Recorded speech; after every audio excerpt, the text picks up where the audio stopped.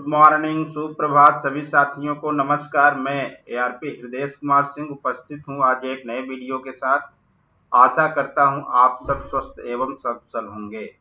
साथियों, आज के वीडियो में हम चर्चा करेंगे आरंभिक स्तर पर भाषा सीखने सिखाने का क्या क्रम होना चाहिए। आप सबसे अनुरोध है, वीडियो अच्छा लगे तो प्लीज चैनल को सब्सक्राइब कर मेरा उत्साहवर्धन अवश्य करें। साथ ही वीडियो को लाइक, शेयर और कमेंट करना ना भूलें। तो चलिए वीडियो को स्टार्ट करते हैं साथियों। सबसे पहले देखते हैं भाषा के कितने रूप होते हैं। मित्रों, भाषा के मुख्यतः दो रूप बताए गए हैं। मौखिक अर्थात बोलकर, दूसरा है लिखित अर्थात लिखकर। प्रारंभ में बच्चे में भाषा का विकास जब किया जाता है तो वह मौखिक होता है, अर्थात उसको हम बोल करके बच्चे में विकसित करते हैं और तत्पश्चात धीरे धीरे हम उसे लिखित रूप में कन्वर्ट करते हैं। साथियों, भाषा वह साधन है जिसके द्वारा हम विचारों का आदान प्रदान करते हैं।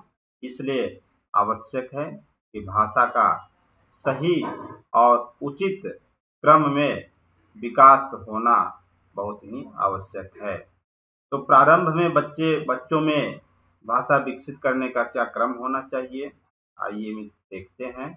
आरंभिक स्तर पर भाषा विकास सीखने सिखाने का क्रम साथियों ये जो दिया गया है, सुनना, बोलना, पढ़ना, लिखना अर्थात लिस्टिंग, स्पीकिंग, रीडिंग और राइटिंग, यही भाषा सीखने सिखाने का सही क्रम है। मित्रों, इसी के अनुसार बच्चों में आरंभिक स्तर पर भाषा का विकास करना चाहिए। तो आइए एक एक स्टेप को देखते हैं। भाषा सीखने सिखाने के क्रम के अंतर्गत सुनने का कौशल विकसित करना है तो कैसे करना होगा। साथियों, प्रारंभ में बच्चों को कविताएं, कहानियां एवं गीतों को सुनने के अवसर दें। स्वर व्यंजनों, वर्णों की ध्वनियों को सुनकर समझने और उनमें अंतर करने के पर्याप्त अवसर दें। समान ध्वनियों वाले शब्दों को सुनाएं और उन्हें बोलने के लिए प्रोत्साहित करें। साथ ही शिक्षक बच्चों से उनके परिवेशी अनुभवों, घर परिवार, परिवार के सदस्य, बच्चे के पसंद नापसंद, मेलों, त्योहारों आदि पर भी बात करें। बीच बीच में कुछ सरल प्रश्न भी करें। विभिन्न प्रकार की ध्वनियों को सुनकर उनमें अंतर पहचानने के भी आप अवसर उपलब्ध कराएं, अंतर पहचानने का अभ्यास कराएं। सरल निर्देशों को सुनकर उनमें अनुक्रिया देने का अभ्यास कराएं। ये सारी प्रक्रिया अपना करके मित्रों बच्चों में सुनने का कौशल विकसित किया जा सकता है।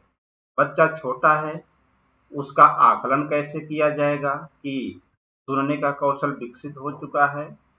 मित्रों, तो इसके लिए आप जब बच्चा अपने आसपास की ध्वनियों को सुनकर पहचान ले, उनमें अंतर करने लगे, सुनी गई बात का मतलब समझने लगे, उसका आशय समझने लगे और सुनी गई बात पर सटीक प्रतिक्रिया रिस्पांस देने लगे, तो आप समझ जाएं निसंदेह कि उनमें सुनने का कौशल विकसित हो गया है।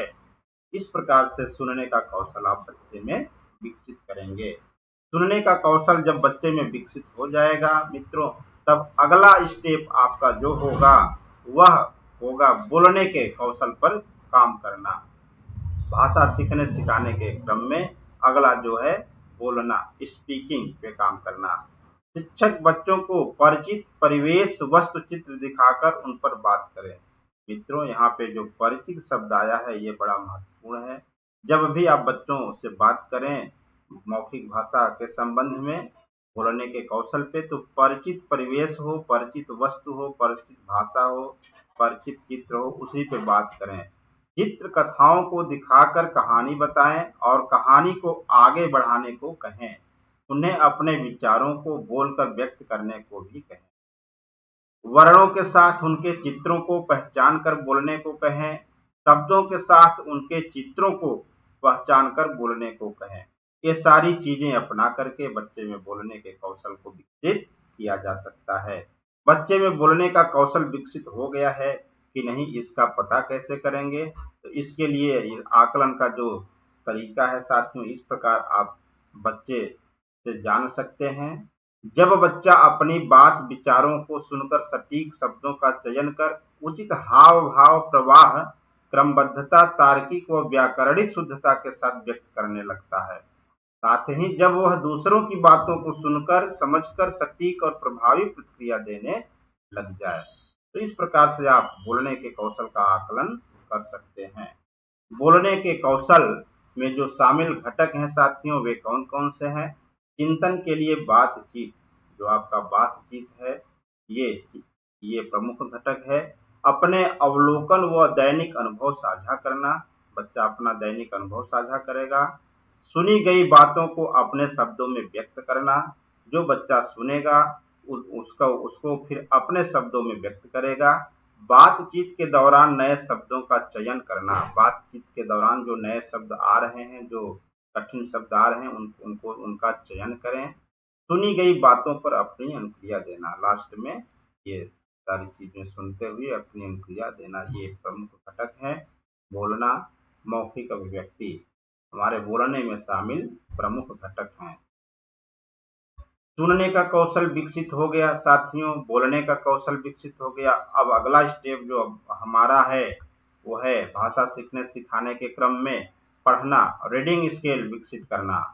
इसके लिए चित्र पठन, मुद्रा, भाव पठन, 2 वर्णों से बने अमात्रिक शब्द को पढ़ाना, पहचानना, चित्र दिखा करके पहचानना और उनका उच्चारण कराना, जैसे जल, कल, चल, घर। इस तरह से 3 या 4 वर्णों से बने अमात्रिक शब्दों का चित्रों के द्वारा पहचान कराना और उनका उच्चारण कराना। जब बच्चा अमात्रिक शब्दों को पढ़ने लग जाए तब आप मात्रिक शब्दों को पढ़ाने पे काम करें। बच्चा मात्रिक शब्द पढ़ने लग जाए, इसके बाद छोटे छोटे वाक्यों को पढ़ाएं, फिर समाचार पत्र, बुक्स वगैरह आदि को पढ़वाएं। इस प्रकार बच्चे में पठन कौशल विकसित किया जा सकता है। बच्चे में पठन कौशल विकसित हो गया कि नहीं, इसका आकलन कैसे करेंगे साथियों? जब बच्चा प्रवाह के साथ समझते हुए पढ़ना, ध्यान देंगे, प्रवाह भी होना चाहिए और समझ के साथ पढ़ना भी होना चाहिए। अनुमान लगाना, पूर्व ज्ञान से जोड़ते हुए चलना, प्रश्नों के जवाब देना, मन में पढ़ी गई सामग्री की छवि बनाना, रोल प्ले, चित्रीय संयोजन, पाठ की संरचना पहचानना, प्रश्न पूछना, सार निकालना, स्वनिगरानी जैसे कार्य सुगमता से करने लगता है, तब आप समझ जाएं कि बच्चे में रीडिंग स्केल विकसित हो गई है, पढ़ने का कौशल विकसित हो गया है।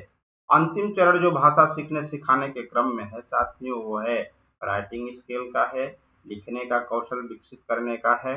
तो इसके लिए प्रारंभ में अमात्रिक शब्दों को बच्चों से लिखवाएं, तत्पश्चात मात्रिक शब्दों को लिखवाएं, फिर छोटे छोटे वाक्य लिखवाएं, सुलेख लिखवाएं, आलेख लिखवाएं, श्रुतिलेख लिखवाएं।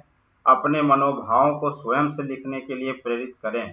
ये सारी प्रक्रिया अपना करके बच्चों में आप लेखन कौशल का विकास कर सकते हैं। ये आरंभिक स्तर पर भाषा सीखने सिखाने का क्रम था साथियों। उम्मीद करता हूँ कि आपको पसंद आया होगा, समझ आया होगा।